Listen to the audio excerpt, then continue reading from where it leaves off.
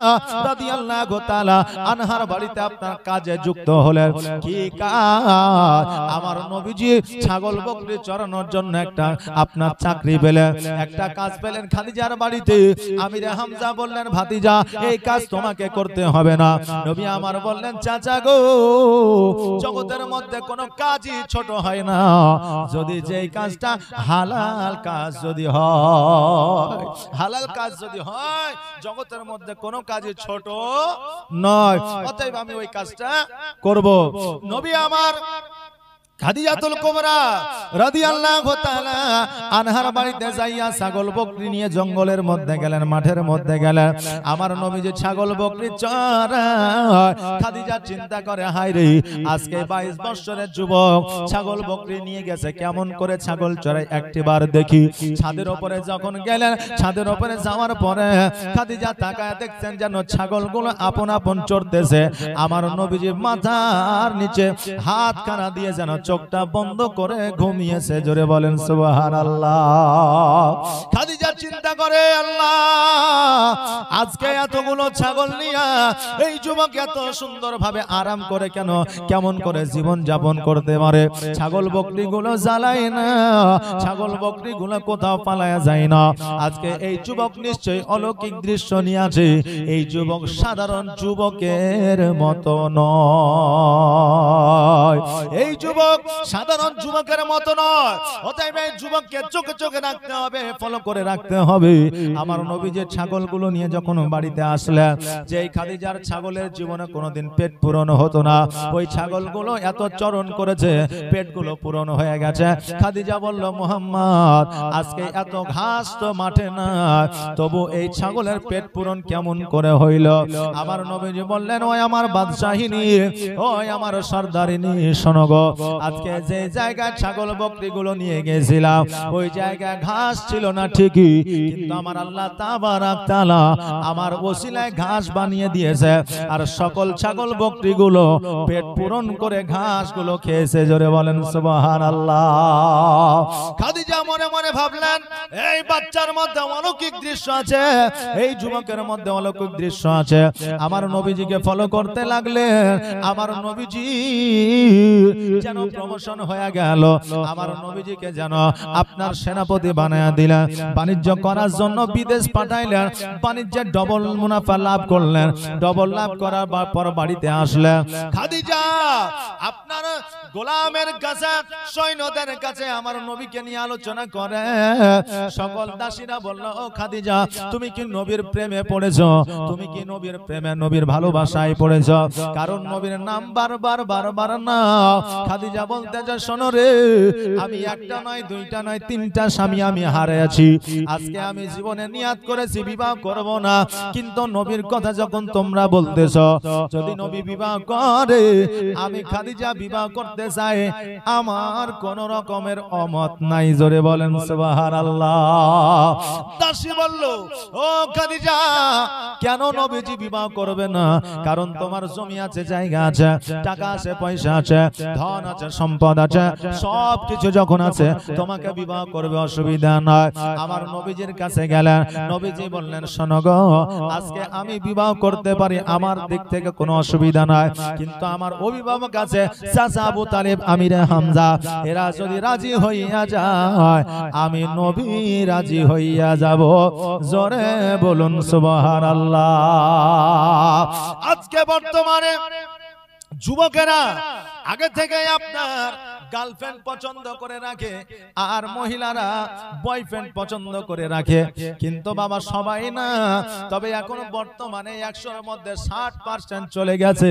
কারণ কলেজের যে জামানা, আজকে শহরের যে জামানা, তাতে দেখলে পারে বোঝা যায় জগতের অবস্থা কোন জায়গায় আছে।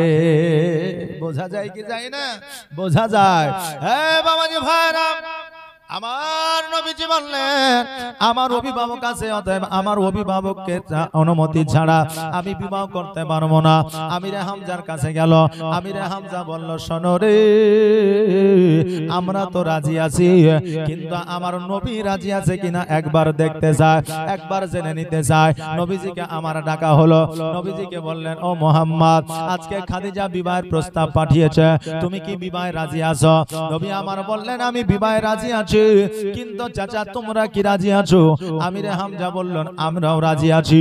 বলে, চাচা গো, তোমরাও যখন রাজি আমিও রাজি, কোনো অসুবিধা নাই। তবে চাচা, আমার তিনটা শর্ত আছে, এই তিনটা শর্ত যদি খাদিজা মেনে নেয় আমি নবী বিবাহ করব, অসুবিধা না। আমিরে হামজা বলল, কি শর্ত বলো? বলে, এক নম্বর শর্ত হইল তার যত জমি জায়গা টাকা পয়সা আছে সমস্ত জমি জায়গা টাকা পয়সা গুলো গরিব মিসকিন এতিমদের মধ্যে বিলি বন্টন করে দিতে হবে। দ্বিতীয় নম্বর ওসিয়ত হলো আমি যে কাপড়টা দিব ওই কাপড়টা পরিধান করে জীবন যাপন করতে হবে। তৃতীয় নম্বর শর্ত হইল আমি এক সপ্তাহ পরে একটা খেজুর দেব, ওই খেজুরটা খেতে বসবে এমন সময় ফকির যদি চলে আসে, নিজে না খেয়ে ওই খেজুরটা ফকিরকে দিয়ে দিতে হবে। আমিরে হামজা বলল, চাচা, ও ভাতিজা, শোনো, তুমি বিবাহ করবে না, তুমি ডাইরেক্ট বলো, কিন্তু ইনডাইরেক্ট কেন বলো? একজন রানী জীবনে কোনোদিন তার সম্পদ দান করতে পারে না। একজন রানী যার কাপড়ের অভাব নাই, একটা কাপড়ে জীবন যাপন করতে পারে না, যেই রানী খাবারের অভাবে না এক সপ্তাহ অনাহারে থাকতে পারে না, অতএব তুমি বিবাহ করবে না, তুমি ডাইরেক্ট বলো, কিন্তু তুমি ইনডাইরেক্ট কেন বলতেছ? নবী আমার বলে, চাচা গো, একবার খাদিজাকে জেনে দেখেন খাদিজা কি বলে। আমার তিনটা শর্তে যদি রাজি হইয়া যায় আমি নবী রাজি হইয়া যাব। আমিরে হামজা বলল, ভাতিজা, আমি খাদিজার সম্মুখে যাব না, কারণ গেলে পরে এই কথা শোনার পরে যদি আমাকে কারাদণ্ডে বন্দী করে দেয়, যদি আমাকে শাস্তি দিয়ে দেয়, যদি আমার কোন রকমের অন্য কিছু ব্যবস্থা করে নেয়, কারণ হলো সে একজন বাদশাহিনী, সে একজন রানী, অতএব তার কাছে যাওয়া যাবে না। একদিন, 2 দিন, 4 দিন, 5 দিন, 7 দিন অতিবাহিত হয়ে গেল। খাদিজা দাসীকে ডাক দিয়া বলল, দাসী রে, আজকে আমিরে হামজা কেন প্রস্তাব নিয়ে আসে না? যাও যাও, আমিরে হামজাকে ডেকে নিয়ে আসো।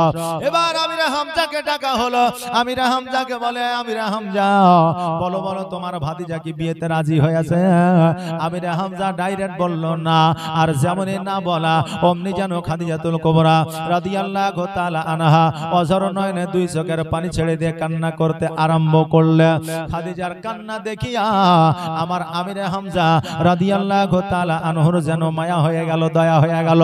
খাদিজাকে বলে, খাদিজা, তুমি কান্না করিও না, কান্না করিও না, আমার নবীজি ডাইরেক্ট বিবাহ করব না এই কথা বলে নয়, কিন্তু 3টা শর্ত দিয়েছে, এই 3টা শর্তে যদি তুমি রাজি হইয়া যাও আমার নবী তোমাকে বিবাহ করবে। বলে, কি শর্ত? বলে, 1 নম্বর শর্ত তোমার সমস্ত জমি দান করে দিতে হবে। দ্বিতীয় নম্বর শর্ত হইল তোমাকে একটা কাপড় পরিধান করে জীবন যাপন করতে হবে। তৃতীয় নম্বর শর্ত হইল 1 সপ্তাহ পরে খাবার খাইতে বসলে ফকির আসলে ফকির মিসকিনকে খাবার দিয়ে দিতে হবে। আমার খাদিজা বলে, চাচা,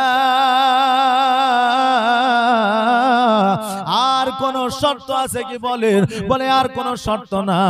আমার খাদিজা বললে, ওগো চাচা, আজকে এই 3টা শর্ত তো দূরের কথা, আজকে নবী যদি আমার কলিজা চাইতো আমি খাদিজা কলিজা বের করে দিতাম, আমার কোন রকমের অসুবিধা হইতো না। জোরে বলুন সুবহানাল্লাহ। আমার খাদিজা বললেন, হুজুর, ও চাচা, আমার নবীর শর্তে আমি রাজি হইয়া গেলাম। আমার আমিরে হামজা মুচকে হাসি দিয়া বলল, যখন তুমি শর্তে রাজি হইয়া গেছ আমার নবীজিও রাজি হইয়া যাবে। বাড়িতে গেলেন, বাড়িতে যাওয়ার পরে আমার নবীজিকে বললেন, নবীজি বললেন, শর্তে যদি রাজি হইয়া যাও আমি নবী রাজি হইয়া গেলাম। রাজি হয়ে যাওয়ার পরে 1টা নয়, 2টা নয়, 3টা নয়, 5টা নয়, 70টা উট মোহরা মোহরানা দিয়ে আমার খাদিজাকে আমার নবীজি বিবাহ করেছিলেন। জোরে বলেন সুবহানাল্লাহ। তখনকার আমলে নবীজি 70টা উট মোহরানা দিয়ে বিবাহ করেছেন। আজকে বর্তমানে আমাদের যখন বিবাহ হয় 1001 টাকা 5001 টাকা মোহরানা করি, আর পনের বেলায় 4 লাখ টাকা 5 লাখ টাকা আমরা দাবি করি। পণ নেওয়া হচ্ছে হারাম আর মোহরানা না দেওয়া হচ্ছে হালাল। অতএব আমরা মানুষ এমন একটা জায়গায় পৌঁছে গেছি, হালালটাই আগে আর হারামটা আগে আর হালালটাই হলো পরে। বিবাহের দিন করতে গিয়ে বলছে তাহলে মোহরানাটা করেন, বলে মোহরানাটা বাদ দেন, আগে লেনদেনটা আগে ঠিক করে নেন, তারপরে মোহরানাটা হচ্ছে। কিন্তু লেনদেনটা তো হারাম, ওটাই মানুষের আগে, আর যেটা হালাল সেটা পরে। আজকে যারা হালাল কর্মে লিপ্ত আছে তারা সিনা চওড়া করে আপনার এলাকায় ঘুরে বেড়াচ্ছে, সমাজের তারা নেতা হয়েছে, মোড়ল হয়েছে। কিন্তু আজকে বর্তমানে যারা সঠিকভাবে হালাল ব্যবসা করে, বাদাম বিক্রি করে, মুড়ি বিক্রি করে, মাথায় আপনার ঝালমুড়ি নিয়ে রাস্তায় পথে ঘুরে বেড়ায়, তারা হালাল পথে উপার্জন করে। আজকে তারা লজ্জা করে, আমি তো গরিব মানুষ, 2 পয়সা রোজগার করি, কোথায় যাব কি করব? কিন্তু তারাই তো হালাল পথে আছে। জোরে বলেন সুবহানাল্লাহ। বাবজি ভাইরা, তাই আমরা বর্তমানে এমন একটা জায়গায় পৌঁছে গেছি যে জায়গায় হারামের কাজ করে আমরা সিনা চওড়া করে ঘুরি, আর হারামের দিকে আমরা আগিয়ে আর হালাল কাজের দিকে আমরা পিছিয়ে। বাবাজি ভাইরা, আমার নবীজি 70টা উট মোহরানা দিয়ে খাদিজাকে বিবাহ করলেন। বিবাহ করার পরে রাত্রিবেলায় প্রথম রাত্রি স্বামী আর স্ত্রী একই বিছানায়। খাদিজাতুল কুবরা রাদিয়াল্লাহু তাআলা আনহা আমার নবীজির জাং মুবারকের উপরে মাথা দিয়েছে, আর আমার নবীজি যেন মাথা মুবারকটা নাড়তেছে। আমার নবীজি মাথা মোবারকটা নাড়তেছে আর স্বামী আর স্ত্রী গল্প করতেছে। আজকে বাবাজি ভাইরা, স্বামী আর স্ত্রী গল্প করলে যতক্ষণ পর্যন্ত গল্প করবে ততক্ষণ পর্যন্ত আমার আল্লাহ তাবারাক তাআলা তাদের নেকির খাতায় নেকি লিপিবদ্ধ করবে। জোরে বলেন সুবহানাল্লাহ। যারা চালাক স্বামী হয় তারা দোকানে আড্ডা না দিয়ে, ক্যারাম না খেলিয়া, লুডো না খেলিয়া, তাস না খেলিয়া বিবিকে সময় দেয়, আর নেকির অধিকারী তারা হয় স্বামী আর স্ত্রী একই সঙ্গে একই বিছানায় রাত্রি অতিবাহিত করে। আমার রাসূল বলেছেন যতক্ষণ পর্যন্ত স্বামী আর স্ত্রী একই বিছানায় শায়িত হয়ে থাকে আমার আল্লাহ সারা রাত তাদের নেকি খাতায় নেকি লিপিবদ্ধ করে। জোরে বলেন সুবহানাল্লাহ। বিবাহ হলো হালাল সম্পর্ক, এটা হারাম সম্পর্ক নয়।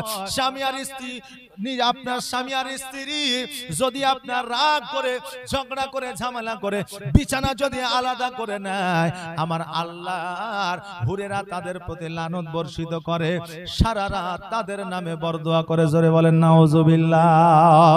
অতএব বাবাজি ভাইরা, স্বামী আর স্ত্রীর মহব্বত কেমন হবে এটা আমার নবী জানায়া দিয়ে গেছে। এবার খাদিজাতুল কুবরা রাদিয়াল্লাহু তাআলা আনহাকে আমার নবী যে ঘুম পাড়াইয়া দিলেন। আজকে বর্তমানে বাবাজি ভাইরা, আজকে যদি স্বামী আর স্ত্রী একই সঙ্গে যদি থাকে, স্ত্রী স্বামীর সেবা করবে, যদি স্ত্রীর মাথা যন্ত্রণা করে, যদি স্ত্রীর কোনো অসুবিধা হয়, স্বামীকেও কিন্তু ওই স্ত্রীর আপনার অসুবিধাটা দেখতে হবে।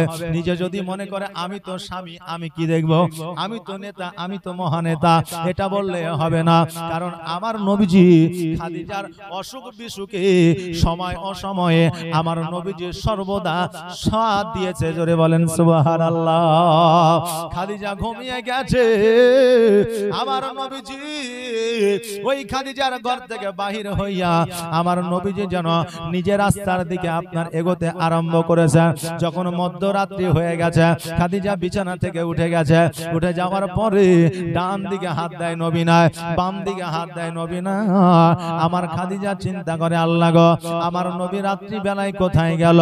আমার নবীজিকে খোঁজার জন্য বাইর হয়ে গেল।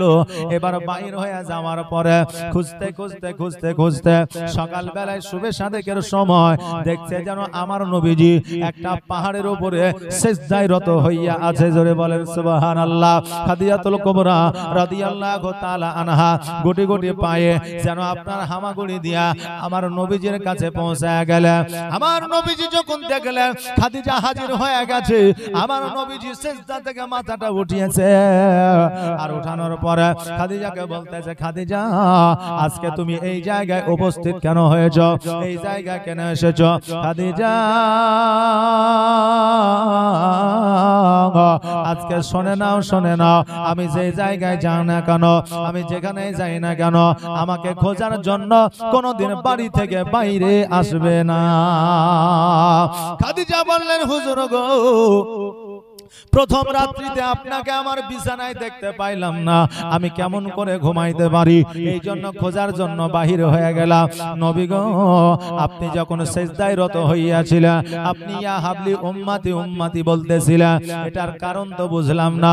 নবী আমার বললেন, খাদিজা শোনো রে, আজকে ইয়া হাবলি উম্মতি উম্মতি বলতেছিলাম, আমার আল্লাহকে বলতেছিলাম, আল্লাহ গো, আমার উম্মত উম্মতির কি হবে? জোরে বলেন সুবহানাল্লাহ।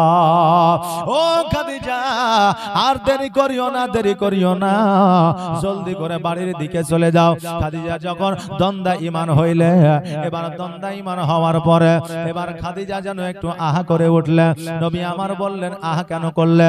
বলে, হুজুর গো, হামাগুড়ি দিয়ে পাহাড়ের উপরে উঠেছি, আমার হাঁটুগুলো কহিনাগুলো ক্ষত বিক্ষত হয়ে গেছে, রক্ত বাইরে হইতে আছে। ওগো নবীজি, ওই জায়গায় আঘাত লেগেছে, এই জন্য আহা করে উঠেছি।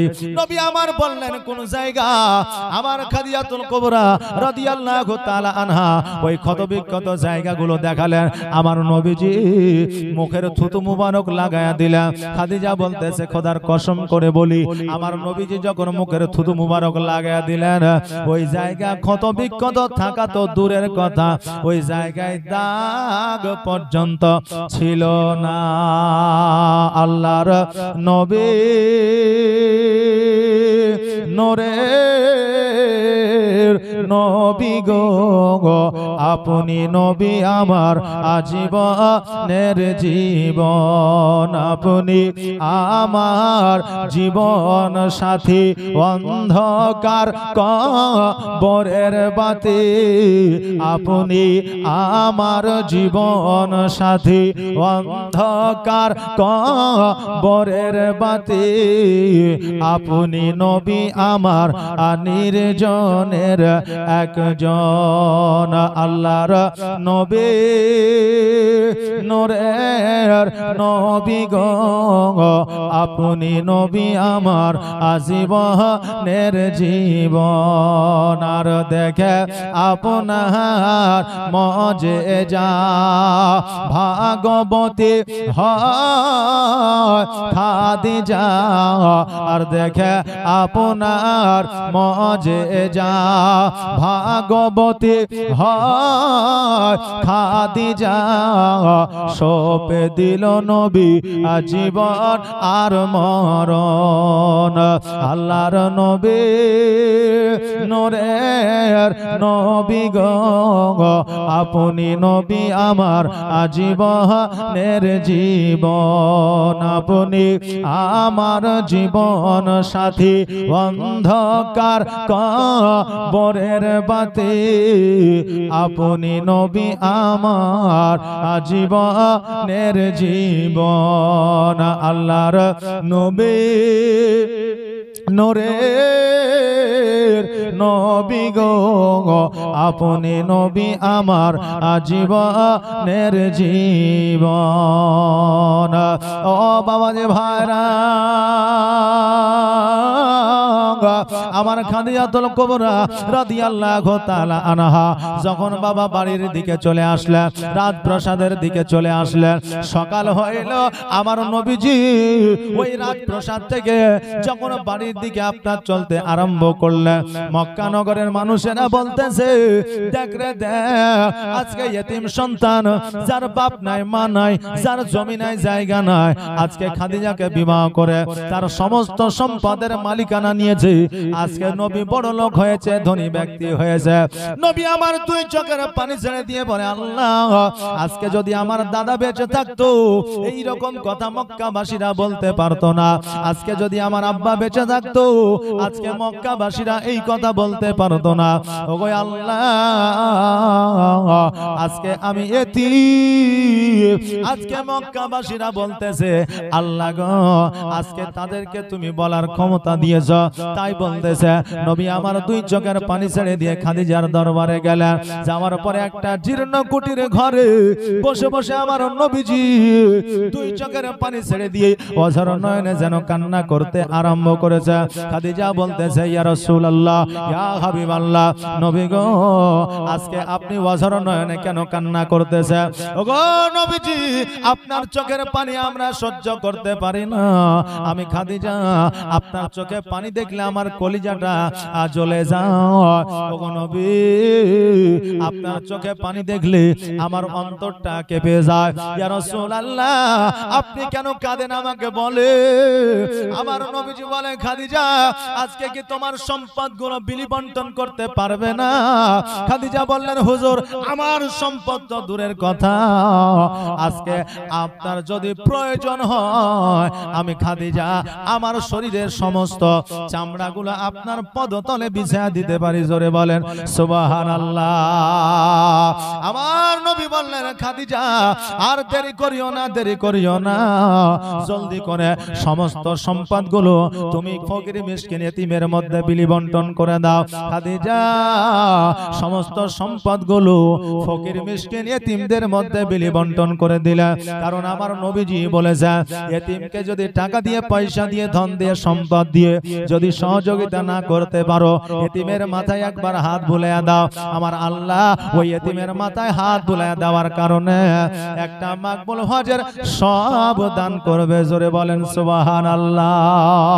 আমি এতিম হয়ে কাঁদি না কেন তোমরা বলতে পারো, আমি এতিম হয়ে কাঁদি না কেন তোমরা বলতে পারো। এতিম ছিলেন আমার নবী, এতিম আমিও। আমি এতিম হয়ে কাঁদি না কেন তোমরা বলতে পারো, আমি এতিম হয়ে কাঁদি না কেন তোমরা বলতে পারো। এতিম ছিলেন আমার নবী, এতিম আমিও। নেই বাবা মা আমার, নেই যে বাড়ি ঘর,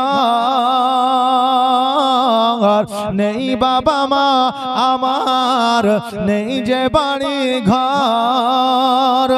আমার মতো কপাল পোড়া নেই তো ভাবে আর, তবু মনে নিয়ে সান্ত্বনা কাটাই দিন রাত, তবু মনে নিয়ে যন্ত্রণা কাটাই দিন রাত।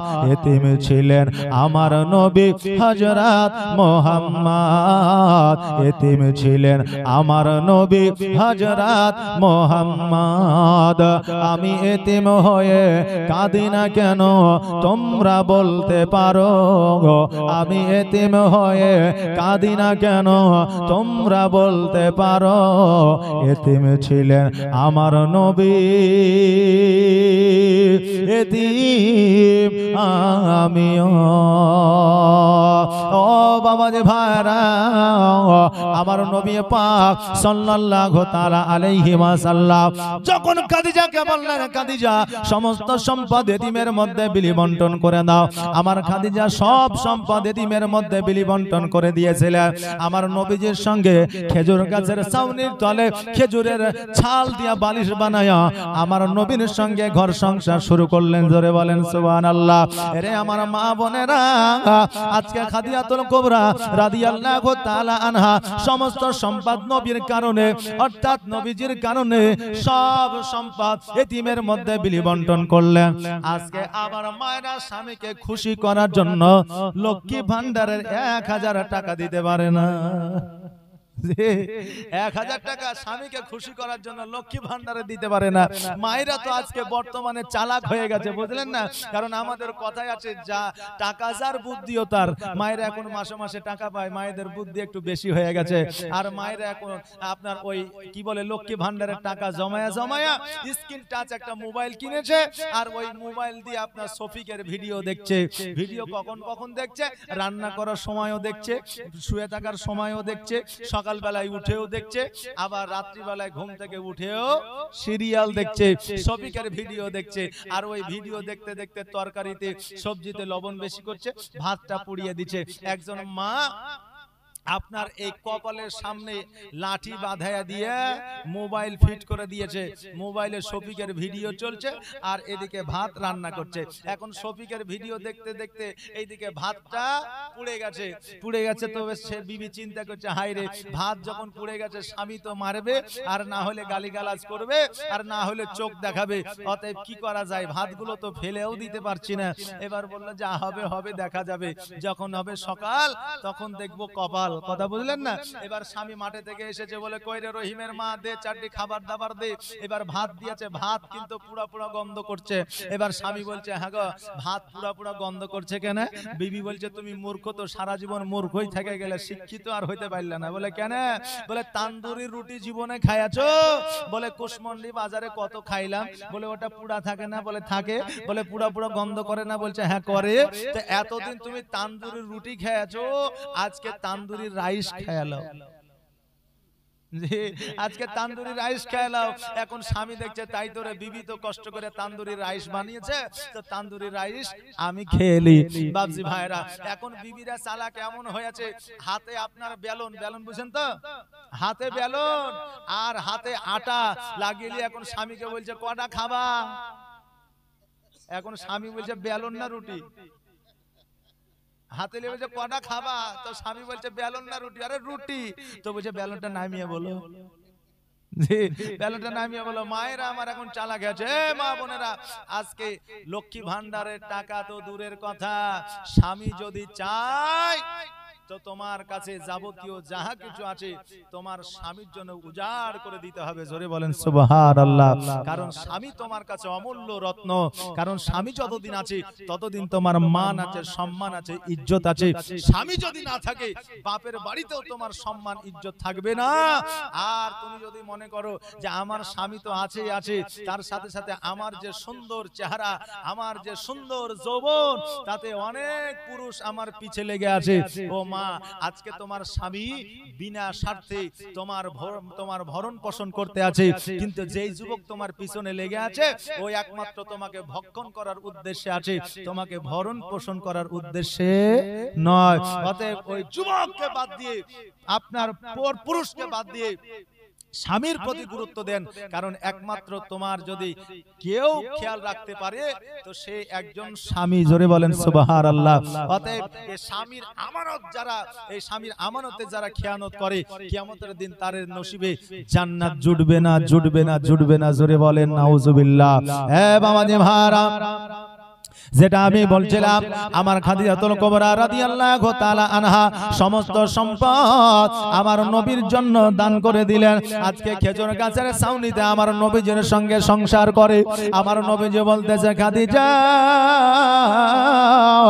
আজকে তোমার বাবার অট্টালিকাতে কত শান্তি, কত সুখ তুমি পেয়েছো, আজকে খেজুর গাছের ছাউনিতে তোমাকে সুখ দিতে পারি না, আজকে জীর্ণ কুটিরে তুমি হয়তো সুখ পাও না। খাদিজা দুই চোখের পানি ছেড়ে দিয়ে বলে, ইয়া রাসূলুল্লাহ, ইয়া হাবিবাল্লাহ, নবী গো, আজকে ওই রকম কথা বলে আমাকে দুঃখ দেবেন না, ওই রকম কথা বলে আমাকে ব্যথা বেদনা দেবেন না। কারণ হইল আজকে আমার বাপের অট্টালিকায় যে সুখ ও শান্তি পেয়েছে তার চাইতে হাজার গুণ সুখ ও শান্তি আমি তোমার জীর্ণ কুটিরে পেয়েছি। জোরে বলেন সুবহানাল্লাহ। স্বামী আর স্ত্রীর মহব্বত যদি অটুট হয়, স্বামী আর স্ত্রীর মহব্বত যদি আপনার মনের দিক থেকে হয়, স্বামীর অট্টালিকার দরকার হয় না, স্বামী পাশে থাকলে কাজ হয়ে যায়। বাবাজি ভাইরা, আজকে বিবিদের খুশি রাখার জন্য, সন্তানদের খুশি রাখার জন্য কত যুবক বাইরে চলে গেছে। কেউ আরবে আছে, কেউ কুয়েতে আছে, কেউ কলকাতায় আছে, কেউ চেন্নাই আছে, কেউ বোম্বাই আছে, কেউ বারাসাতে আছে। আজকে ওই বিবিদের খুশি রাখার জন্য, আজকে সন্তানদের খুশি রাখার জন্য তারা কত কষ্ট করে উপার্জন করে। আর ওই কষ্ট করা গুলোকে তোমরা ভুলে যাও। ওরে আমার মা বোনেরা, বিজ্ঞান বলতেছে একজন পুরুষের মাথায় যে টেনশন, একজন পুরুষের মাথার টেনশনকে যদি 100 জন মহিলার মাথায় দিয়ে দেওয়া হয়, ওই 100 জন মহিলা ব্রেন স্ট্রোক করে মারা যাবে। একটা পুরুষের মাথায় যে টেনশন 100টা মহিলার মাথায় যদি দেওয়া হয় তো ওই 100টা মহিলায় ব্রেন স্ট্রোক হয়ে মারা যাবে, এটা বিজ্ঞান বলছে। অতএব মা সাবধান হয়ে যাও, জীবনে স্বামীর সঙ্গে দুর্ব্যবহার করবে না। আপনি বলবেন হুজুর আপনি যে স্বামীর সঙ্গে উপরে বড় বড় কথা বলছেন, আমার স্বামী তো মদ খায়, গাঁজা খায়, তাড়ি খায়, আমার স্বামী তো ঠিকমতো আমাকে দেখতে পারে না, আমার স্বামী তো প্রতিদিন আমাকে যতক্ষণ পর্যন্ত না মারে অতক্ষণ পর্যন্ত তার পেটের ভাত হজম হয় না, আর ওই স্বামীর সম্পর্কে আপনি এত বলছেন। এটা আমার কথা নয়, এটা শরীয়তের কথা, এটা মারেফাতের কথা, এটা আমার রাসূলের কথা। তোমার স্বামী যতই খারাপ হোক এর একমাত্র কল কবজা তোমার হাতেই, একমাত্র কল কবজা তোমার হাতে। বলে কেমন করে? আজকে তোমার স্বামী খারাপ, মোড়লের কাছে গিয়ে প্রকাশ করলে তোমার স্বামী হেদায়েত হবে না, আজকে আলেমের কাছে প্রকাশ করলে তোমার স্বামী হেদায়েত হবে না, বিচার থেকে বসে যদি তুমি তোমার স্বামীর বিচার করো তোমার স্বামী হেদায়েত হবে না। 5 ওয়াক্ত নামাজ পড়ো, তাহাজ্জুদের নামাজ পড়ে আল্লাহর দরবারে হাত দুখানা উত্তোলন করো, আল্লাহকে বলো আল্লাহ গো আজকে আমার স্বামী মদখোর, গাঁজাখোর, জুয়াখোর, আমাকে দেখতে পারে না, আমার প্রতি মহব্বত নাই, আল্লাহ তুমি আমার স্বামীকে হেদায়েত করো। আল্লাহ বলছে বান্দা তোমার ওই ছেঁড়া আঁচলটা তুলিয়া যখন আমার কাছে দোয়া করো আমি আল্লাহ তোমার দোয়াকে ফিরায় দিই না। মা তোমার দোয়া তাহাজ্জুদের নামাজের পরে আল্লাহ কবুল করবে, আর আল্লাহ যদি তোমার দোয়া কবুল করে নাই তো তোমার স্বামীকে হেদায়েত করে দিবে, আর তোমার স্বামী যদি হেদায়েত হয়ে যায় তোমার এই পৃথিবীতেও মঙ্গল হয়ে যাবে, পরের পৃথিবীতেও মঙ্গল হয়ে যাবে। কিন্তু আমার মায়েরা কি তা করে? আমার মায়েরা তা করে না। স্বামী যদি খারাপ হয় পারছে অন্য মহিলার কাছে যে গল্প করে, আর জানিস বুবু তোর স্বামীটা খুব ভালো, কারণ তোর স্বামী তোকে প্রতিদিন গোস্ত নিয়ে এসে দেয়, মাছ নিয়ে এসে দেয়, কত কত চাইনিজ খাবার নিয়ে এসে দেয়, আর আমার স্বামী তো মাস পার হয়ে গেল একদিন গোস্ত নিয়ে আসে না, এমন মিনসে কপালে জুটেছে যে আমার জীবনটা ছারখার হয়ে গেল। এই কথাতেই আল্লাহ সবচেয়ে বেশি নারাজ হয়, জোরে বলে নাউজুবিল্লাহ। যেই মহিলা বলে যে তোমাকে বিবাহ করে আমার জীবনটা বরবাদ হয়ে গেল, ওই কথার কারণে একজন স্বামীর মন চূর্ণ বিচূর্ণ হয়ে যায়, আর স্বামীর মন যখন চূর্ণ বিচূর্ণ হয়ে যায় তখন আল্লাহ তাবারক তাআলা পর্যন্ত নারাজ হয়ে যায়, আর আল্লাহ যখন নারাজ হয়ে যায় কাল কিয়ামতের দিনে ওই নারীকে জাহান্নামের মধ্যে আপনার নিক্ষেপ করা হবে। জোরে বলেন সুবহানাল্লাহ।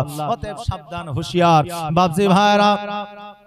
আমার খাদিজাতুল কুবরা রাদিয়াল্লাহু তাআলা আনহা আমার নবীজির সঙ্গে সংসার জীবন শুরু করলেন। নবী আমার ইসলামের প্রচার ও প্রসার করতে গিয়েছে, দুপুর বেলায় ধরা রৌদ্রতে বাড়ির মধ্যে এসেছে, আসার পরে দেখছে যেন আমার খাদিজাতুল কুবরা রাদিয়াল্লাহু তাআলা আনহা যেন বাবা আপনার রান্না করতেছে। এখন রান্নার সুবিধা কতই না সুবিধা, গ্যাসের ব্যবস্থা, ঘরের মধ্যে রান্না বান্না হয়, যদি বেশি গরম লাগে হাওয়া ফ্যান লাগায়া দিই যাতে কোনো রকমের তাপমাত্রা না হয়, যদিও তাও বেশি হয় তবে আমরা জ্বর ফ্যানটা লাগায়া দিই যাতে আমাদের শরীরে হাওয়াটা লাগে, ঘাম যেন ঝরে না যায়, কত রকম অত্যাধুনিক ব্যবস্থা। কিন্তু সেই আমলে আগুন আর লকড়ি ছাড়া কোনো ব্যবস্থা ছিল না। আমার খাদিজা রান্না করতেছে, আমার নবীজি ইসলামের প্রচার ও প্রসার করে যেন আপনার বাড়িতে প্রবেশ করেছে। নবী আমার বলতেছে খাদিজা তুমি অনেকক্ষণ পর্যন্ত রান্না করেছো আগুনের কাছে, আজকে তুমি এলে গেছো, পেরেশানি হয়ে গেছো, খাদিজা আজকে তুমি উঠোনের মধ্যে গিয়ে বসো, ছাওয়ার মধ্যে যায় বসো, আমি নবী তোমার রান্নাটা করে দিই। জোরে বলেন সুবহানাল্লাহ। খাদিজা বললেন হুজুর গো আপনি তো ইসলামের প্রচার ও প্রসার করে আসলেন, আপনি তো পেরেশানির মধ্যে আছেন, অতএব হুজুর আজকে আপনি ছাওয়ার মধ্যে বসেন, ঘরের মধ্যে বসেন, আমি রান্নাটা করি। আমার নবী বললেন খাদিজা আজকে তুমিও কষ্ট করতেছ, আমিও কষ্ট করেছি, অতএব আমি একাই নয় তুমি একাই নও, আসো আসো তুমি উনুনে জালটা দাও আর আমি রান্নাটা করি। জোরে বলেন সুবহানাল্লাহ। দুইজনে মিলে রান্না করব। এখন যদি কোনো পুরুষ বিবির সঙ্গে যদি গোশতটা রান্না করে, বিবির সঙ্গে যদি ডালটা রান্না করে, বিবির সঙ্গে যদি একটু রান্নায় সহযোগিতা করে, তো দেখবেন কোন মানুষ যদি দেখেলে বলবে এ বান্দা বউয়ের গোলাম হয়েছে, বলবে না? বলবে না? আজকাল আলেম ওলামা দেশের যদি ইমাম হয় তো দেখবেন মাঠে যখন কাজকর্ম করে তখন কোন কোন মানুষ আছে, সবাই না, কোন কোন মানুষ আছে বলে হারে আমাদের ইমাম সাহেব মানুষ মাঠে কেন কাজ করবে, বলে কি বলে না যে ইমাম মানুষ মাঠে কেন কাজ করবে, ওই ইমাম আমাদের বাদশা, বাদশার মতো থাকবে, কিন্তু মসজিদে যায় ওই সর্বপ্রথম অর্ডার করে মৌলভী সাহেব আপনি এত দেরি করে কেন আসলেন, একটু জলদি করে আসতে পারলেন না? আপনাদের গ্রামে হয়তো নাই কিন্তু অনেক জায়গাতে আছে, কথা বুঝলেন না? তো ওই লোকটাই বলে যে মাঠে কেন কাজ করবে। আচ্ছা কাজ করা কি হারাম? জি কাজ করা হারাম, কাজ করা হচ্ছে আমার নবীজির সুন্নাত। কারণ বাবাজি আমার নবীজি খেজুর গাছে পানি দিয়েছে। আমি বিদেশি মৌলবি, যদি পছন্দ না হয়, যদি মনে করেন যে না এই মৌলবি কি বলছে বুঝতে পারছি না, আপনার পাশে আলেম আছে জিজ্ঞাসা করবেন। আমার নবীজি নিজ হাতে খেজুর গাছে পানি দিয়েছেন, খেজুর গাছ ছাঁটাই করেছেন, পরিষ্কার করেছেন। আমার নবীজি ছাগল বকরি চড়িয়েছেন, উট দুম্বা চড়িয়েছেন। আমার নবী নিজেই কাজ করেছে। আমি একজন আলেম হইয়া কেন কাজ করতে পারি না? আমার জন্য কাজ করা হলো আমার নবীর সুন্নাত। ও বাবাজি ভাইরা, ওই আমার মা বোনেরা, যেই দিকে আমি বলতেছিলাম আসেন একটু যাই। আমার দয়ার নবী মায়ার নবী সাল্লাল্লাহু তাআলা আলাইহি ওয়াসাল্লাম খাদিজার সঙ্গে রান্না বান্না করতে আরম্ভ করলেন। পরে আমার মা বোনেরা, স্বামীর সঙ্গে এমন ব্যবহার দেখাও যাতে স্বামী খুশি হয়ে যায়। স্বামীকে বলবো বিবির সঙ্গে এমন ব্যবহার দেখাও যাতে বিবি খুশি হইয়া যায়, যাতে বিবি খুশি হয়ে যায়। এই মা, এমন আচরণ স্বামীর সঙ্গে দেখাও, তুমি মৃত্যুবরণ করলে তোমার স্বামী যাতে বলে বিবি রে আজকে তুমি মৃত্যুবরণ করলে, চলে গেলে জগৎ থেকে, আমার জন্য তুমি অপেক্ষা করো, আমিও একদিন না একদিন জগৎ থেকে বিদায় নিয়ে তোমার কাছে আসতেছি। জোরে বলেন সুবহানাল্লাহ। আর তুমি যদি দুর্ব্যবহার করো, স্বামীকে যদি সঠিক জায়গাতে না রাখো, স্বামীর সঙ্গে যদি ব্যবহার ভালো না করো, তুমি মারা গেলে স্বামী মনে করবে যে আমার কিছুই যায় আসে না, কিছুই যায় আসে না। কারণ হলো একজন বিবি হঠাৎ করে অজ্ঞান হয়ে গেছে, তার স্বামী তাড়াতাড়ি করে হাসপাতালে নিয়ে গেছে। হাসপাতালে নিয়ে যাওয়ার পরে ট্রিটমেন্ট করেছে। ট্রিটমেন্ট করার পরে ডাক্তারে বলেছে যে এই পেশেন্টটা মারা গেছে। অনেক সময় ভুল ট্রিটমেন্ট হয় কি হয় না? জি হয়। তো বললে এই পেশেন্টটা মারা গেছে। বাড়িতে নিয়ে এসছে। বাড়িতে নিয়ে আসার পরে গোসল বানিয়ে দিয়েছে, কাফন পরাইয়ে দিয়েছে, খাটলিতে নিয়েছে, কাঁধে নিয়েছে, চলতে আরম্ভ করেছে। আশহাদু আল্লা ইলাহা ইল্লাল্লাহ আশহাদু আন্না মুহাম্মাদান আবদুহু ওয়া রাসূলুহু পড়ছে আর চলে যাচ্ছে। চারমোহনী রাস্তায় গিয়ে আগের মানুষ পেছনে, পেছনের মানুষ আগে, খাটলিটা যেমনই তুলতে গেছে আর ওই খাটলিটা পোলের সঙ্গে ধাক্কা লেগে আপনার ওই মুর্দা ব্যক্তি জিন্দা হয়ে গেছে। মানে মারা তো যায়নি, অজ্ঞান ছিল, ডাক্তার ভুল ট্রিটমেন্ট করেছে, জিন্দা হয়ে গেছে। এবার তাড়াতাড়ি করে আবার পুনরায় হাসপাতালে নিয়ে যাওয়া হলো। হাসপাতালে ট্রিটমেন্ট অবস্থায় 15 দিন পরে আবার মারা গেল, আর বাঁচানো গেল না। এবার বাড়িতে নিয়ে এসে গোসল বানিয়ে কাফন পরায়া এবার খাটলি নিয়ে চলতে আরম্ভ করেছে। সবাই পেছে পেছে যায় আর স্বামী আগে আগে যায় আর বলছে পোল দেখে, আগে আগে যেছে আর বলছে পোল দেখে। এখন মানুষ বলছে যে হারে সবাই পেছে পেছে যাচ্ছে আর তুই আগে আগে যাচ্ছিস আর বলছিস পোল দেখে, কারণটা কি? ও বলছে শোন, এর আগে পোলে লেগে জিন্দা হয়ে গেছিল, এবারও যদি পোলে লেগে জিন্দা হয়ে যায় তা আমার জীবনের রফা দফা শেষ হয়ে যাবে। জি, তাহলে ও বিবিকে দেখে কত ভয় করে। এই মা, এমন আচরণ দেখাবেন না যে আচরণে স্বামী তোমার প্রতি অখুশি থাকে। চেষ্টা করবে স্বামী যেন সর্বসময় সর্বদা যাতে তোমার প্রতি খুশি থাকে। আল্লাহ তাবারক তাআলা যেন সেই তৌফিক দান করেন। সকলে বলেন আমিন সুম্মা আমিন। বাবাজি ভাইরা, আমার মা খাদিজা রাদিয়াল্লাহু তাআলা আনহা স্বামী ছাড়া, নবী ছাড়া জীবনে কোনোদিন খাইতেন না। নবীজিকে সঙ্গে করে নিয়ে খাইতেন। আর আমার নবীজি সর্বদা বিবির প্রশংসা করতেন। খাদিজাকে বলতেন খাদিজা আজকে তোমাকে বড় সুন্দর লাগে। খাদিজাকে বলতেন খাদিজা আজকে তোমার পোশাকটা বড় সুন্দর লাগে। আমার নবীজি বলে খাদিজা আজকে যে রান্নাটা করেছো, আজকে রান্নাটা বড় ভালো হয়েছে। বাবাজি, আজকে আপনি আপনার বিবির প্রশংসা করুন, কারণ আপনার বিবি যদি প্রশংসা করে আপনার বিবি খুশি হইয়া যায়। কারণ একজন বিবি স্বামীর কাছ থেকে কিছুই চাই না, একমাত্র ভালোবাসা আর ভালোবাসার কথা শুনতে চাই। জোরে বলেন সুবহানাল্লাহ। এক জায়গায় ওয়াজ করেছিলাম যে বিবিরা যে রান্না করে, রান্নার তুমি নাম করো, বিবিরা যে পোশাক পরে সেই পোশাকের প্রশংসা করো। এক যুবক নতুন বিবাহ করেছে, 10 বছর হয়েছে, বাড়িতে গেছে, জালসা শেষে রাত্রি বেলায় খেতে বসেছে, বিবি খাবার দিয়েছে। এবার ওই যুবক চিন্তা করে হায় রে, আমার মাওলানা তো বললো বিবিদের বেশি বেশি করে প্রশংসা করতে, আজকে দেখি আমার বিবির প্রশংসাটা করি, দেখি খুশি হয় কিনা। জি, সঙ্গে সঙ্গে আবার টেরাই করিয়ান না, একটু চিন্তা ভাবনা করে টেরাই করিয়ান। এবার বাবজি ভাইরা ওই যুবক বলতেছে, বিবি রে আজকে যে আমাকে সবজিটা দিয়েছ, এই সবজিটা এত সুন্দর হয়েছে, আমাকে খেতে বড় ভালো লাগে। বিবির মুখ কান বুঝলেন বড় হয়ে যা, চুপ করে বসে আছে। এখন বলছে যে হারে মৌলবি তো বললে প্রশংসা করলে নাকি বিবিদের মনটা খুশি হয়ে যায়, তো তোর মনটা আবার বেকা হয়ে গেল কেন? এখন বিবি বলছে বেকা হবে না, আজকে 10 বছর বিয়ে হলো, আজও পর্যন্ত একদিনও তুমি আমার তরকারির বা সবজির প্রশংসা করেনি, আর আজকে যেই পাশের বাড়ির ভাবি আমাকে একটু সবজি দিয়ে গেছে, তোমাকে দিয়েছে আর অমনি প্রশংসা করতে লেগেছে, সবজিটা খুব ভালো হয়েছে। বাবজি ভাইরা তা এখনই টেরাই করবেন না, আগে জানবেন বুঝবেন দেখবেন যে আসলে সবজিটা কি বিবির হাতের না অন্য কোনো বাড়ি থেকে এসছে, তারপরে প্রশংসাটা করিয়েন। বাবজি ভাইরা তো বিবিদের প্রশংসা করলে বিবিরা খুশি হয়, বিবিদের প্রেম প্রীতি ভালোবাসা স্বামীর প্রতি আরো আপনার বৃদ্ধি পায়। আল্লাহ যেন সেই তৌফিক দান করে, সকলে বলেন আমিন সুম্মা আমিন। আমার দয়ার নবী মায়ার নবী সাল্লাল্লাহু তাআলা আলাইহি ওয়াসাল্লাম বেশি বেশি করে খাদিজার প্রশংসা করতে।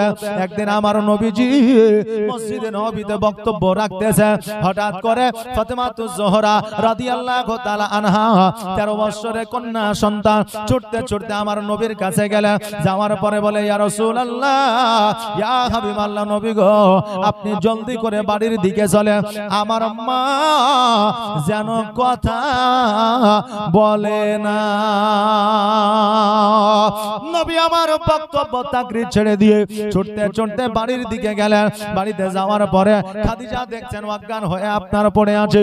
নবী আমার খাদিজার মুখমণ্ডলের উপরে পানি ছিটা দিলেন, মাথাটা জান মুবারকের উপরে নিলেন, নামার পরে বলে, খাদিজা আজকে তুমি অজ্ঞান হয়ে গেছো কেন? খাদিজা বলতেছে, হুজুর গো আমি কেন অজ্ঞান হয়ে গেছে নিজেই বুঝতে পারি না। নবী আমার বলে, খাদিজা আজকে তুমি যে অজ্ঞান হয়েছো, আজকে তোমার শরীরে জ্বর নাই, জ্বালা নাই, বালা নাই, মুসিবত না, আজকে তবুও কেন অজ্ঞান হয়ে জমিনের মধ্যে পড়ে যাও? খাদিজা বলতেছে, হুজুর গো আমি নিজেও জানি আমার রোগ নাই, বালা নাই, মুসিবত নাই, তবুও অজ্ঞান হয়ে জমিনের মধ্যে পড়ে যায়। ওগো নবীজি আজকে আমার কোন রকমের ভয় ভীতি না, কোন রকমের রোগ না, তবে নবী গো আপনি যে কবর সম্পর্কে আমার কাছে বয়ান করেছেন, কবরে আযাব সম্পর্কে আমার কাছে যেই দিন থেকে বলেছেন, সেই দিন থেকে কবরকে যখনই আমি ভাবতে যাই, তখনই আমি খাদিজা অটোমেটিক অজ্ঞান হয়ে জমিনের মধ্যে পড়ে যায়। চিন্তা করে দেখেছেন? যেই খাদিজা জান্নাতের সার্টিফিকেট পেয়েছেন, যেই খাদিজাকে আমার নবীজি জান্নাতি ঘোষণা করেছেন, ওই খাদিজা কবরের কথা ভেবে অজ্ঞান হয়ে যায়। আর আজকে নবীজির সামান্য উম্মতি হইয়া আজকে আমরা কবরকে ভয় করি না, কবরকে আমাদের স্মরণই নাই। আজকে গ্রামে যদি কেউ মারা যায় তো আমরা এই চিন্তা করি না যে এরপরে পালা আমার, এই চিন্তা আমাদের থাকে না। আমাদের চিন্তা থাকে, হারে আজকে তো কুদ্দুস মারা গেল, এরপরে আব্দুর রহমান বিছানাগত হয়ে আছে, এবার হয়তো আব্দুর রহমানই মনে হয় মারা যাবে, আর বেশি দিন বাঁচবে না। কিন্তু আব্দুর রহমানের আগে আপনিও চলে যেতে পারেন, এর কোনো গ্যারান্টি আছে? আছে নাই? বাবজি ভাইরা প্রত্যেকটা কাজ, প্রত্যেকটা কর্ম কিন্তু কষ্টের। কথা কি বুঝলেন? প্রত্যেকটা কাজ, প্রত্যেকটা কর্ম কিন্তু কষ্টের।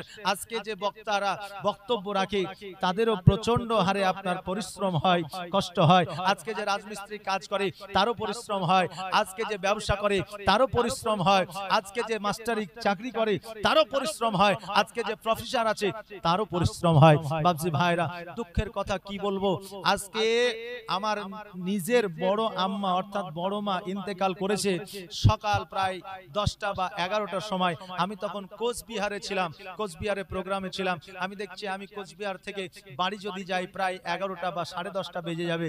আমি জানাজাও পাবো না, মাটি দিতেও পাবো না। অতএব আপনাদের যে প্রোগ্রামটা নেওয়া ছিল, এই প্রোগ্রামটা ক্যান্সেল করলে আপনারা দুঃখ পাবেন, ব্যথা পাবেন, আলেমদের অবিশ্বাস করবেন যে আলেমরা দাওয়াত নিয়ে আর আসে না। জি, আলেমরা দাওয়াত নিয়ে আর আসে না, এই চিন্তা ভাবনা ধারণা হয়তো থাকবে। আমি বাবা যেতে পারলাম না, আর কোন রকম ভাবে যেতে পারতামও না, যেহেতু অনেকটাই রাস্তা। আমি ফোন করলাম, বলল যে অতক্ষণ পর্যন্ত রাখা যাবে না, কারণ লাশের অবস্থা খুবই খারাপ, মানে পেট আপনার চড়ে গেছে, অর্থাৎ ফুলে গেছে। আমি বললাম কি করবো ভাই, যেতে তো আর পারবো না, বড় দুঃখের বিষয়। এবার মানুষ হয়তো আমাকে নিয়ে আলোচনা সমালোচনা করবে, কারণ আলেম নিয়ে সমালোচনা করতে মানুষ বেশি পছন্দ করে, কথা বুঝলেন না? হয়তো আমাকে নিয়ে আলোচনা করবে যে বংশের একটা আলেম আজকে জানাজায় থাকলো না, শরীক হলো না, আসতে পারলো না বা আসলো না, এরকম কথা নিয়ে আলোচনা করবে আমি জানি। কিন্তু বাবা কিছুই করার নাই, কারণ প্রত্যেকটা কাজ, আমি যে কাজটা করতেছি এটা তো ইসলামেরই কাজ। আমি যে কাজটা করতেছি এটা তো ইসলামেরই কাজ। আজকে ইসলামের জন্য, আজকে শরীয়তের জন্য আজকে দেশ বিদেশে আমাকে যেতে হয় বাবা। আজকে আমার নিজের বড় আম্মার জানাজায় শামিল হতে পারিনি, এর জন্য আমি খুব দুঃখিত এবং খুব কষ্টের মধ্যে আছি। আর আমরা দোয়া করি বা দোয়া করব যেন আমার বড় মাকে আল্লাহ তাবারাক তাআলা যেন জান্নাত দান করে, সকলে বলেন আমিন সুম্মা আমিন। বাপজি ভাইরা, তো কর্ম প্রত্যেকটাই কঠিন। অনেকেই থাকে কলকাতায়, চেন্নাই, তারাও অনেকের আত্মীয়কে মাটি দিতে পারে না, আসতে পারে না। অনেকে আরবে আছে, আসতে পারে না। আরে আত্মীয় তো দূরের কথা, নিজের আব্বা আম্মা ইন্তেকাল করলেও আব্বা আম্মার আপনার জানাজায় শামিল হতে পারে না। বাপজি ভাইরা, তাই কর্মজীবনটা হচ্ছে কঠিন জীবন।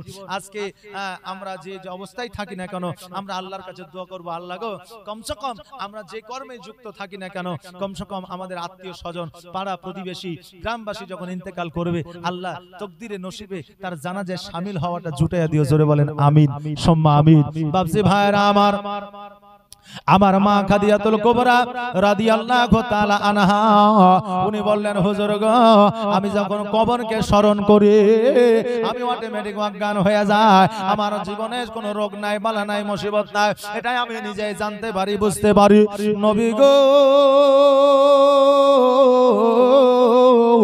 আমি আর জগতের মধ্যে বেশি দিন থাকবো না, আমি জগৎ থেকে বিদায় নিয়ে কবরে চলে যাব।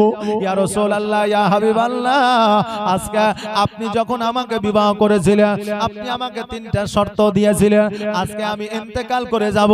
নবী গো, আজকে আপনি আমাকে 3টা ওসিয়ত দেবেন, 3টা ওসিয়ত আমার পূরণ করবেন। নবী আমার বললেন, খাদিজা আজকে তোমার 3টা ওসিয়ত কি কি বলো? ও খাদিজা, আজকে 3টা ওসিয়ত তো দূরের কথা, আজকে যদি 3000 ওসিয়ত চাও, আমি নবীজি তোমার 3000 ওসিয়ত আমি নবী পূরণ করব, জোরে বলেন সুবহানাল্লাহ। খাদিজা বললেন, হুজুর গো, আমার 1 নম্বর ওসিয়ত হলো, আমি যখন ইন্তেকাল করব আমার গোসলটা যেন কোনো মহিলা না বানায়া দেয়, আমার গোসলটা নবী গো আপনি নিজ হাতে বানায়া দিবেন। নবী আমার বললেন, খাদিজা আজকে যখন একজন নারী ইন্তেকাল করে, ওই নারীর গোসলটা নারীরা বানায়া দেয়, ওই নারীর ওই নারীর গোসলটা মহিলারা বানায়া দেয়। অতএব খাদিজা আজকে তোমার গোসলটা আমি কেন বানায়া দিব? আমার খাদিজা বললেন, হুজুর গো, আজকে মক্কাবাসীরা, আরববাসীরা, আজকে মদিনাবাসীরা, আজকে মহিলারা দেখা তো দূরের কথা, পুরুষেরা দেখা তো দূরের কথা, এখনো পর্যন্ত কোনো বাচ্চা নারীরা পর্যন্ত আমাকে দেখে না। অতএব হুজুর, আমি যখন ইন্তেকাল করব, নারীরা যখন আমার গোসল বানায়া দিবে, তারা একে অপরের সম্মুখে হয়তো গল্প করবে, একে অপরের সঙ্গে হয়তো আমার আকৃতি সম্পর্কে বলবে। অতএব হুজুর গো, জগতের কোন নারী যেন আমার গোসল বানায়া না দেয়, আজকে আপনি নিজ হাতে আমার গোসলটা আপনি বানায়া দিবেন। নবী আমার বললেন, খাদিজা আজকে তোমার প্রথম ওসিয়ত আমি পূরণ করব, প্রথম ওসিয়ত তোমার আমি পালন করব, এই ওসিয়ত আমি মেনে নিলাম। তোমার দ্বিতীয় ওসিয়তটা বলো? খাদিজাতুল কুবরা রাদিয়াল্লাহু তাআলা আনহা বলেন, হুজুর গো, আমার দ্বিতীয় ওসিয়ত হইল এটা যে আমি যখন ইন্তেকাল করব, জগতের কোন কাফন আমার শরীরে দেবেন না, আপনার পুরনো জুব্বা মুবারক দিয়া আমার কাফন বানায়া দিবে,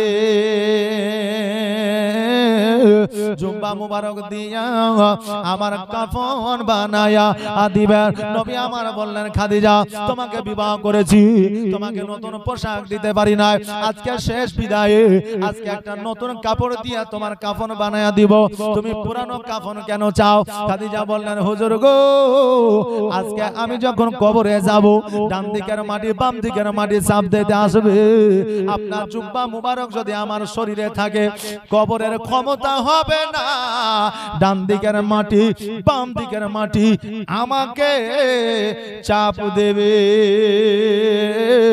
ও নবীজি, ওই দাইয়া কালবির জীবনের গুনাহ আল্লাহ মাফ করতো না, আপনার চাদর মুবারকের ওসিলা, আপনার চাদর মুবারকের বাদৌলাতে তার জাহান্নাম হারাম হয়ে গেছে। অতএব হুজুর গো, আপনার জুব্বা মুবারক দিয়া যদি আমার কাফন বানায়া দেন হুজুর, আমাকে কবরে আযাব দিতে পারবে না। যেই খাদিজা জান্নাতের সার্টিফিকেট পেয়েছে, ওই খাদিজা কবর দেখে এত ভয় পায়। আর আমরা বলে থাকি যখন যা হবে দেখা যাবে, কবরে গেলে বোঝা যাবে, এখন চিন্তা করার সময় নাই। বলে কি বলি না, যে এখন চিন্তা করার সময় নাই, কবরে যখন যাব তখন ভাবা যাবে। কিন্তু বাবা, দুনিয়াটা তো আমাদের সীমিত সময়ের জন্য, কবরটাই তো আসল খেলা। যে কবরে আমাদের আসল খেলা। অতএব কবরে গেলে বলে অনেকে শান্তি পেয়ে যাব, কিন্তু কবরে একবার যাবেন তবে আপনি বুঝতে পারবেন, জানতে পারবেন যে কবর কি জিনিস, কবর কি জিনিস, কবর কি জিনিস। অতএব কবর নিয়ে ভাবেন। আমার নবীজি বলেছেন যে কবর নিয়ে প্রতিদিন 70 বার করে ভাবে, চিন্তা ভাবনা করে, আমার আল্লাহ তাবারক তাআলা ওই বান্দাকে কিয়ামতের দিন শহীদের দরওয়াজা দান করে। জোরে বলেন সুবহানাল্লাহ। আর মরতে হবে একদিন, তোমায় ভুলে যেও না, হবে মাটির বিছানা গো তোমার আসল ঠিকানা। এ বাড়ি গাড়ি টাকা করে কিছুই রবে না, হবে মাটির বিছানা গো তোমার আসল ঠিকানা। আজরাইল ফারিস্তা যেদিন হাজির হবে এসে, আর চল চাতুরি যতই কর জানবে রবে শেষে।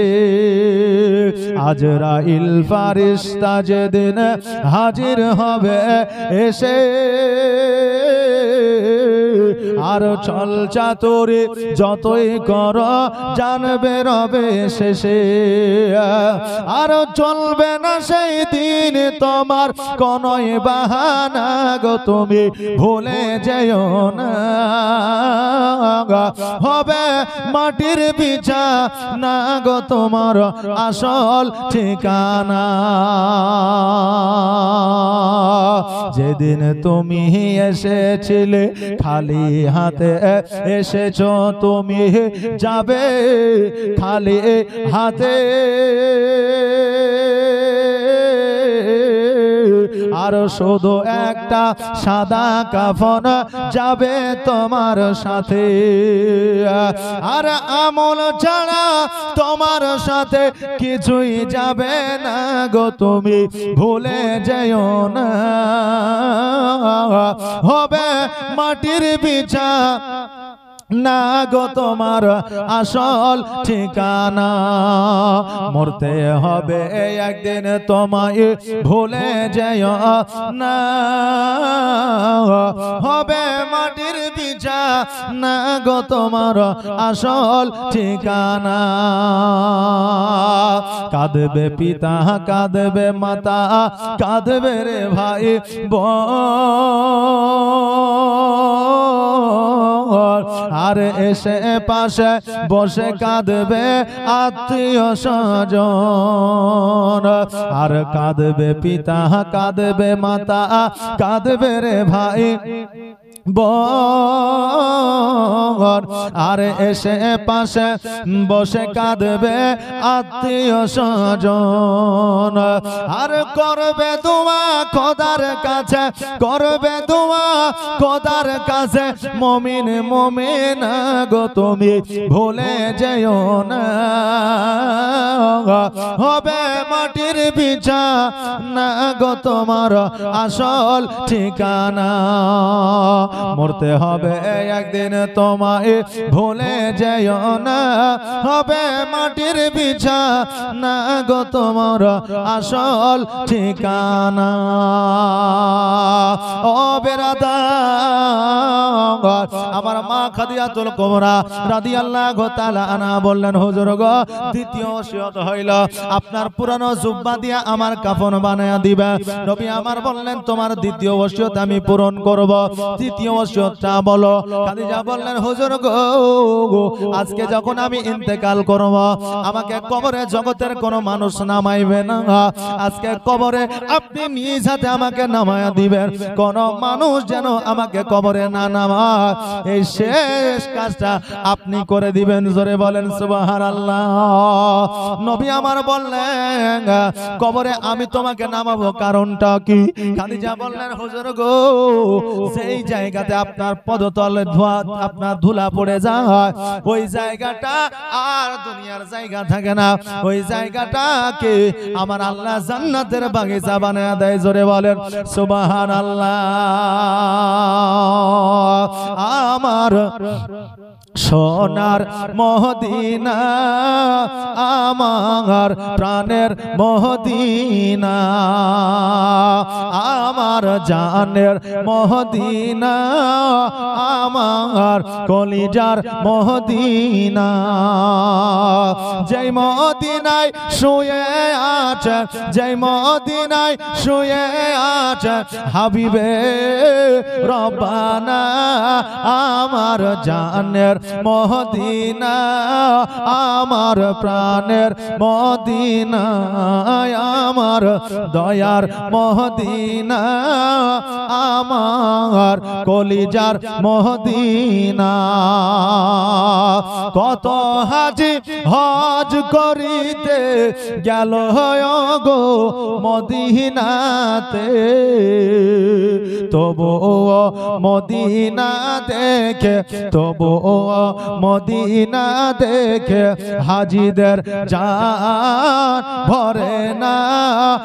আমার সোনার মদিনা, আমার প্রাণের মদিনা, আমার দয়ার মদিনা, আমার কলিজার মদিনা।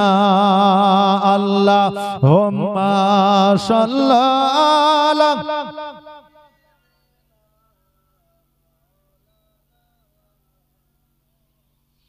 ওয়ালা আলে সাইয়্যিদিনা মোহাম্মদ। ও বাবা যে ভাইরা, আমার মায়েরা গো, আমার খাদিজা তিনটা ওসিয়ত করলে, আমার নবীজি তিনটা ওসিয়ত মেনে নিলেন, বলে ঠিক আছে পূরণ করব। একদিন হঠাৎ করে আমার খাদিজা ইহ জগৎ ছেড়ে পর জগৎ গমন করলেন। আমার নবীজি খাদিজার কথা মোতাবেক আমার নবীজি গোসল বানায়া দিলেন। আমার নবীজি নিজের জুব্বা মুবারক দিয়া আমার খাদিজার কাফন বানায়া দিলেন। আমার নবীজি খাদিজাকে কবরের মধ্যে নামায়া দিলেন। নামায়া দেওয়ার পরে আল্লাহ দরবারে দোয়া করলেন, আল্লাহ গো, আজকে খাদিজা ইসলামের জন্য অনেক শ্রম দিয়েছে, সময় দিয়েছে, অনেক কষ্ট করেছে। আল্লাহ, আজকে খাদিজার কবরে তুমি জান্নাতের বিছানা বিছায়া দাও। আল্লাহ বলে, হাবিব গো, তোমার দোয়া আমি কোনোদিন ফিরা দিই নাই, আজকেও ফিরা দিব না, কিয়ামত পর্যন্ত ফিরা দিব না। নবীজি যাও যাও, আমি খাদিজার কবরে জান্নাতের বিছানা বিছায়া দিলাম। জোরে বলা যাবে না সুবহানাল্লাহ। ওই নবীজি জান্নাতের বিছানা বিছায়া দিয়া খাদিজার কবরে আপনার মাটি দিয়ে দিলেন, দাফন করে দিলেন। দাফন করে দেওয়ার পরে একদিন নয়, 2 দিন নয়, 3 দিন নয়, 4 দিন নয়, 5 দিন নয়, 7 দিন পর্যন্ত খাদিজার কবরের কাছে ছিল।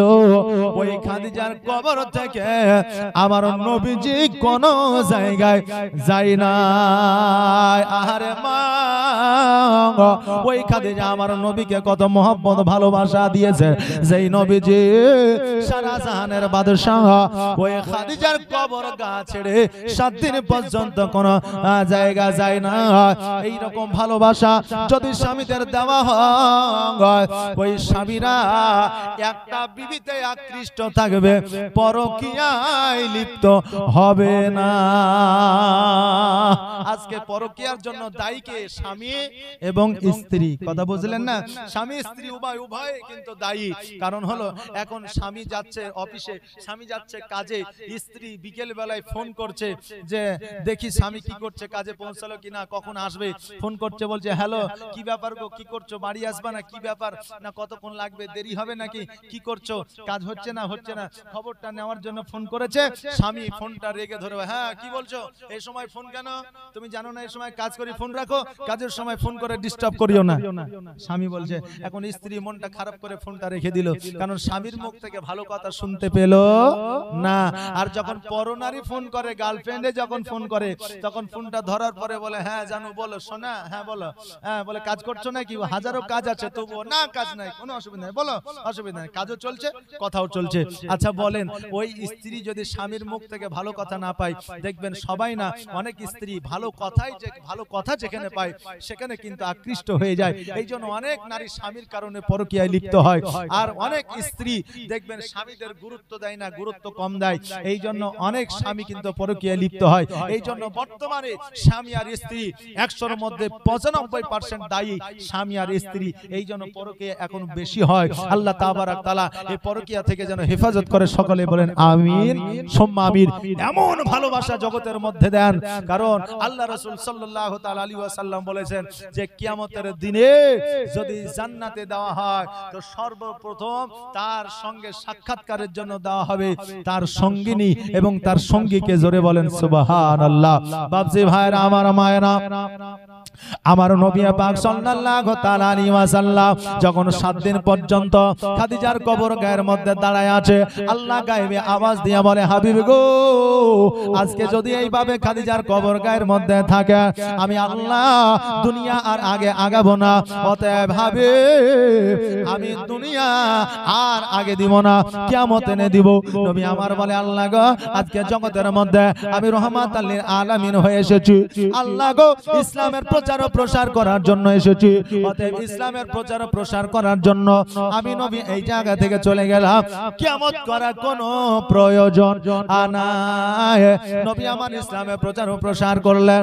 ইসলামের প্রচার ও প্রসার করার পরে অনেক লম্বা ঘটনা আছে, অনেক কষ্টের কাহিনী আছে, অনেক যুদ্ধ আছে, জিহাদ আছে। নবী আমার সর্বপ্রথম একটা মসজিদ বানাইলেন। আজকে যে মসজিদ আপনারা বানিয়েছেন, যে মসজিদের উন্নতি কল্পে জালসা, নাকি বলেন, যে মসজিদের উন্নতি কল্পে জালসা, পাশে একটা মাদ্রাসাও আছে, মক্তব, ওই মাদ্রাসায় আপনার বাচ্চাকে পাঠাবেন, কমসে কম কোরআনুল মাজিদ পড়াবেন। দেশে মসজিদে ইমামের কাছে পাঠাবেন, যাতে ওই ইমাম সাহেবের কাছে কোরআনটা আপনার শিক্ষা লাভ করে। কোরআন শিক্ষা লাভ করলে এই জগতেও মঙ্গল হবে, পরের জগতেও মঙ্গল হবে।